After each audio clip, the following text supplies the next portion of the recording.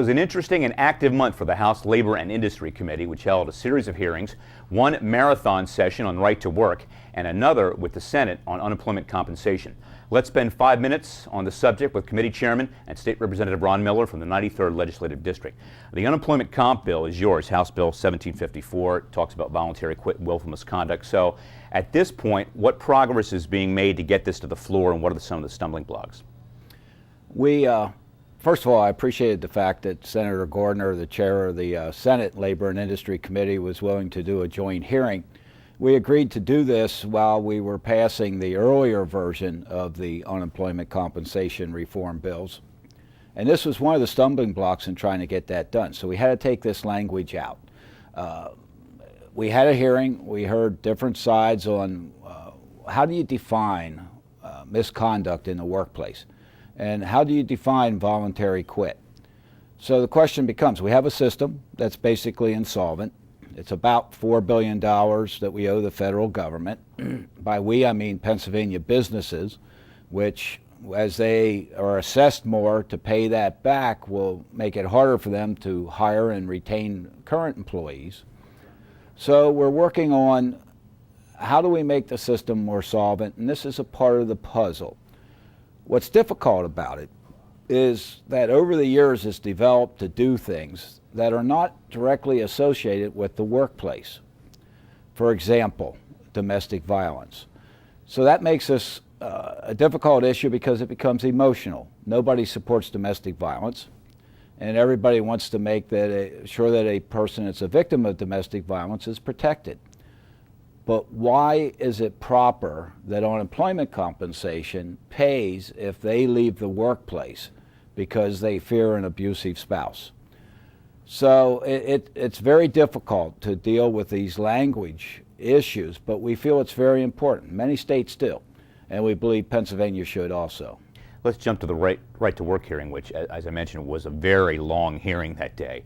The challenge is, and you've said this, whether or not this is better for the business climate in Pennsylvania and whether or not it creates jobs. What did you hear from testifiers? Well, first, it was a long hearing, and I apologize to some of the testifiers that had to wait a long time, and certainly my committee members. By the same token, as far as we know, this may be the first right to work hearing that's ever been held by the legislature in Pennsylvania. So I thought it was important to allow people to have their say. But you're right, it was very, very long. And it is a very controversial issue. Both sides make some valid points. The question becomes is if you want to work like at a school, a teacher, do you have to join the union? Well, under Pennsylvania law, you don't. But you can be assessed a fair share fee. Now, is that proper? If you would prefer not to pay that, why must you if you don't want to join the union? So now on the other side, the teachers union raises the position, and to some degree there's some validity, that when they bargain under state law, they bargain for all employees, whether they belong to the union or not. The problem is this, or the main point, I guess. States that are considered right to work are having a higher success rate of attracting new business. We know that when businesses look to relocate and they consider Pennsylvania, one of the questions our economic development coordinators around the state get asked is Pennsylvania a right to work state? And when they say no, it pretty much closes any further discussion because of the fact that it's a perception.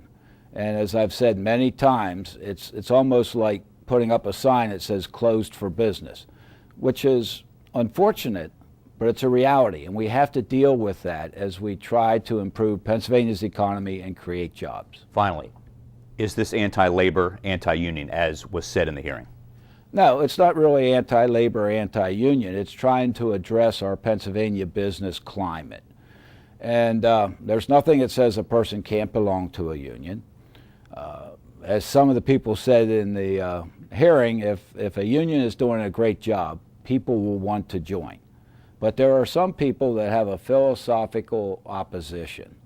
And should they be precluded from a job in that occupation, at that business, if they don't want to belong to the union? And then should they be compelled to contribute towards that union even if they don't believe in it? If you have questions about this or any other legislative topic, we'll tell you how to get in touch with Representative Miller in a few seconds. I'm Scott Little. Thanks for spending 5 minutes with State Representative Ron Miller.